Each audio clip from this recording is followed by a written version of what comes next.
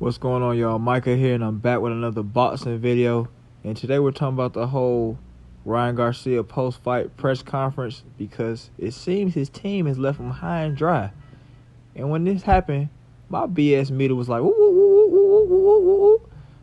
And I watched the different interviews between Bernard Hopkins, Oscar De La Hoya, and a few others. Well, the other dude didn't do it, the little weird-looking guy. But we're going to go ahead and get into this, man, and see what these guys have to say for themselves. I'm going to be time-stamping it so you can get to key points that you feel are key. And I'd like to hear your opinion. Let's go. First of all, congratulations to Gervonta Davis. You fought a hell of a fight. Why didn't nobody comment on this shirt that Oscar was wearing, man? I don't know what possessed him to wear it. Was he feeling them kind of days where, he used to cross-dress and whatnot? I don't get it. What were you thinking, bro? I don't care if this is Dolce & Gabbana or whatever y'all call it.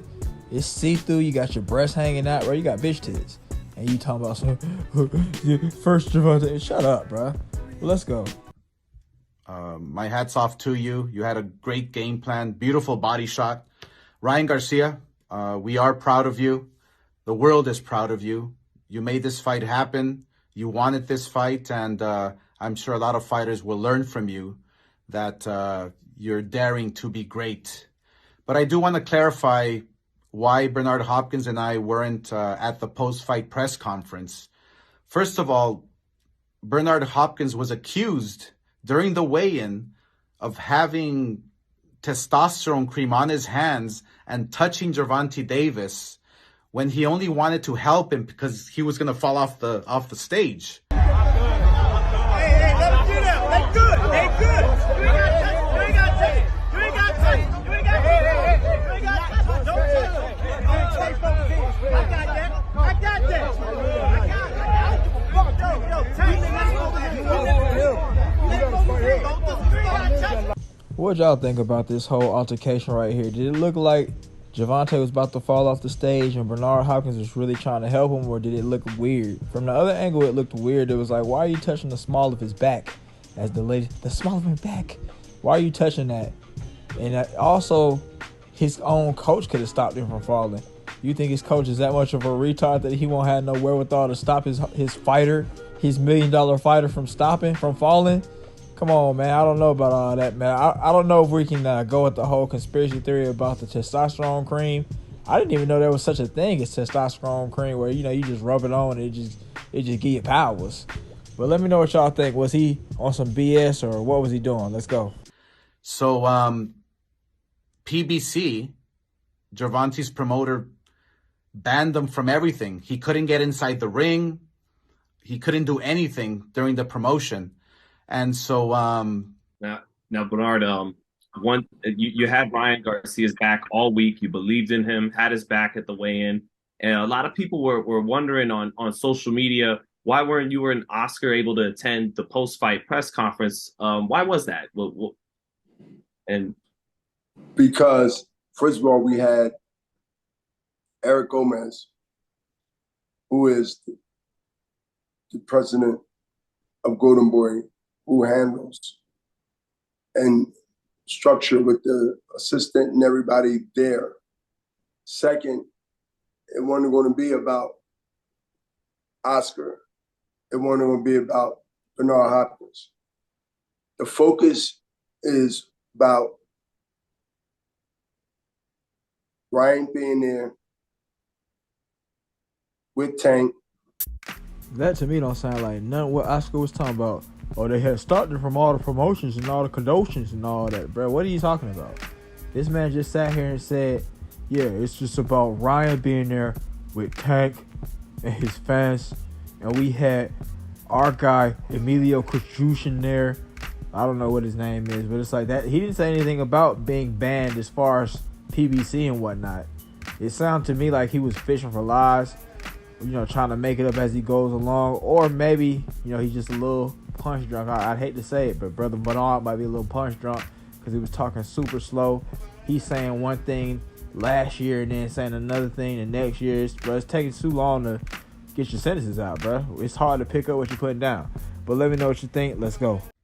As for myself, my security team told me, boss, we got to get the out of here because I received death threats You guys don't know this. I received death threats throughout the whole week, and they just said it was simply too dangerous, so we got out of there. And plus, Eric Gomez, who is my president, who was right there, front and center with Ryan Garcia, so there was no issue, no problems.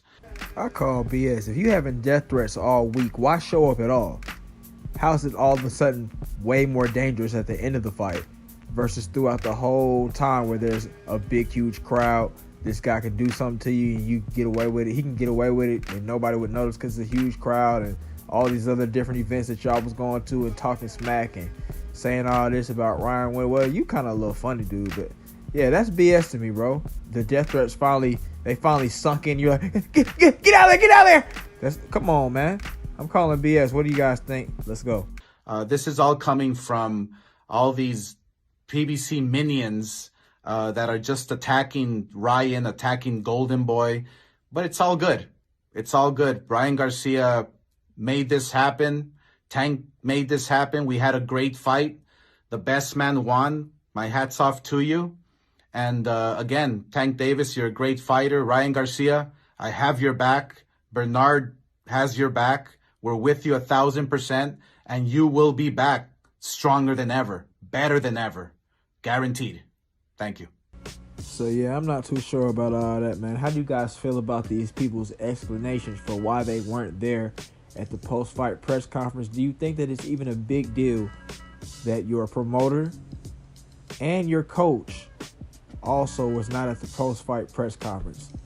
I think it's kind of a big deal. I think it shows a little bit of disrespect. I mean, as far as the promoters, I mean, I guess on a low level, you never get your promoters in there with you at the post-fight press conference, but it's different when you're at this level because these are the guys. It's way different. So yeah, I would definitely say it's a little BS right there on Oscar and them's part. As far as his coach, man, yo, bitch ass coach, where's he at? I want to hear what he got to say for himself with his little weird ass hair and all that, man. He looked like a weirdo joker that, like a little Italian mobster or something. Like, say, well, you don't do that, say. He looked like a little slimy little dude. Yeah, but I would say that when it comes to a situation like this, I think Ryan probably needs to go on clean house and find a new team, to be honest. Once you start seeing coaches, you start to see how people really feel about you when you're having, obviously this is obvious, but you start to see how people really feel about you when, the ship is starting to sink, and these people felt like the ship is starting to sink, so they don't want to be around him. I guess Oscar didn't want Floyd. Maybe they're talking trash to him at the post-fight presser. I don't know what the hell Bernard was on. Bernard be on some goddamn raccoon kind of stuff on the low. You run around with Golden Boy, but you a black dude. I don't know. And boxing gets slick about race, unfortunately. But and then you got your bitch ass coach, Coach Gooshin, Joe Gooshin. I know a bunch of y'all probably love Joe Gooshin because I don't know, he didn't coach somebody you love or something like that. But that's some bitch ass shit, bro. You didn't show up for the post fight presser either. Come on, man. You're the whole coach and you didn't do it. And I say this to any fighters that's up and coming. When it comes to your coach, if he starts to act funny suddenly, when you have a bad day of training, you have a bad day of sparring, maybe, he told you about some move one time, and then you guys never really worked on it, but he's expecting you to execute the move, so now you had a bad day sparring to him, you didn't execute the move he wanted, he's saying you ain't listening, now he's acting funny, or maybe you lose a fight, and now he's acting funny. It's time to go, bro. It's time to go and get up out of there.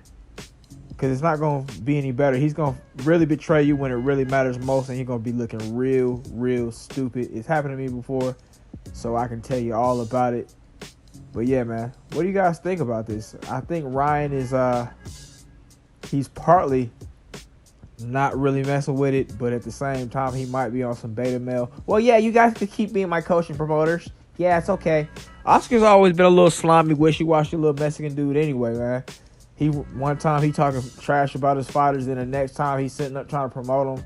How do you have somebody on your team like that who's not really on your team? You're supposed to be all, I'm the best thing since sliced bread if you're my promoter, but you got down sitting up talking about, oh yeah, Tank could do it. Because, he was kind of letting them little fraudy slips happen during little interviews and stuff like that. Y'all remember that.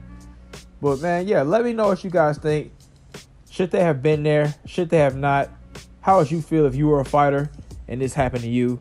If you watched up to this point, thanks for watching. Have a great day, and I'll see y'all next time.